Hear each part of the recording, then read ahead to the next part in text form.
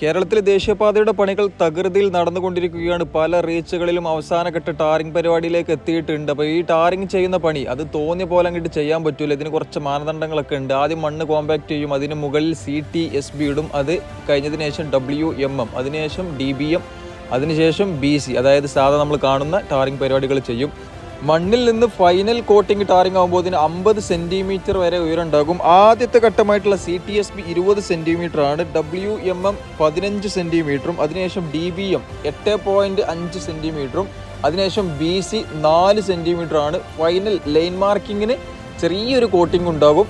അപ്പോൾ അങ്ങനെ 50 സെൻറ്റിമീറ്ററോളം ഉയരമുണ്ടാകും. CTSBയിൽ ചെറുതായിട്ട് സിമെൻറ്റ് ഉണ്ടാകും. CTB ആണ് പല കമ്പനികളും ഉപയോഗിക്കുന്നത്. CTB ആകുമ്പോൾ സിമെൻറ്റിൻ്റെ അളവ് കൂടുതലായിരിക്കും. പിന്നെ 12 കൊല്ലാണ് ഇതിൻ്റെ ഗ്യാരണ്ടി. 12 കൊല്ലത്തിനിടയ്ക്ക് എന്തെങ്കിലും കേടുപാടുകൾ സംഭവിച്ചിട്ടുണ്ടെങ്കിൽ കമ്പനി സ്വന്തം പൈസ എടുത്തുകൊണ്ട് നന്നാക്കണം. അതാണ് പുതിയ നിയമം. അപ്പോൾ തോന്നിയ പോലൊന്നും ഈ പണി നടക്കൂല.